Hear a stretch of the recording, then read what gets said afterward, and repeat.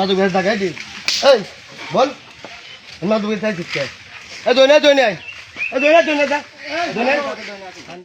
মাদক বেচা হ্যাঁ তো মাদক বেচা নিচ্ছি দাদা দই নাই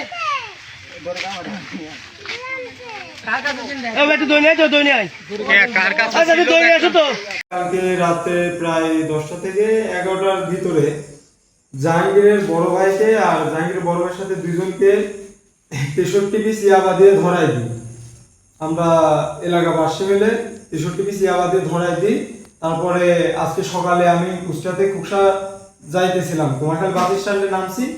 জাহাঙ্গীর আমাকে ধরে নিয়ে ওর এলাকায় নিয়ে গেছে, নিয়ে যায় মারধর করছে, অপহরণ করছে, আমাকে নেশা করাইছে, কপালে গান ঠেকাইছে, হাতুড় দিয়ে মারার হুমকি দিছে, বাঁশ দিয়ে যাই হোক ঘুষি মারছে, আর পকেটে 8টা ইয়াবা দিয়ে আমাকে পুলিশের কাছে ধরাই দিছে।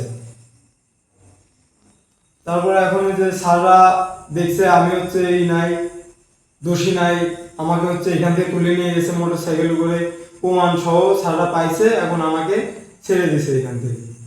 আমরা সেলুয়া মন্ডল পাড়া প্রাইমারি স্কুলের কাছ থেকে ধরছিলাম 3 জনকে, আর আমাকে নিয়ে গেছে কুমারখালী বাস স্ট্যান্ড থেকে ওদের বেরগলায় নিয়ে যায়। এই অবস্থা। হ্যালো, আসসালামু আলাইকুম। ওয়ালাইকুম আসসালাম ভাই, আমি মাছরাঙা টেলিভিশনের কুষ্টিয়া জেলা রিপোর্টার। ভালো আছেন? জি ভাই, ভালো ভাই। হ্যাঁ ভাই, ওই যে একটা বাচ্চা ছেলেকে ইয়াবা দিয়ে ধরানোর কি ঘটনা ঘটেছে ভাই? ভাই এই ছেলেটাকে ওই মানে কুষ্টিয়া কুমারখালী থেকে ওরে উঠাই নিয়ে গেছে, নিয়ে ইয়াবা দিয়ে 28 ইয়াবা দিয়ে মাইরে যা তারা স্বীকার করাইয়া এবার পুলিশের কাছে ধরাই দিছে। সাংবাদিক নিয়ে গেছে, সাংবাদিক টাইম ওদেরকে দিয়ে ভিডিও করাইয়া পরে ট্রিপল লাইনে কল দিয়ে ইয়াবা সব পুলিশের কাছে দিচ্ছে। পরে এনে আমি জিজ্ঞাসাবাদ যখন করলাম তখন সে বলে স্যার এই ঘটনা আমার এখানে বাস স্ট্যান্ডে নিয়ে গেছে।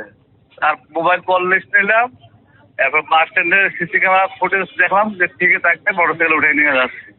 এই হলো বিষয়। পরে আইনের রাস্তা ছাড়ছি, তারা যে উঠে নিয়েছে, যারা উঠে নিয়েছে তাদের বিরুদ্ধে মামলা নিচ্ছে।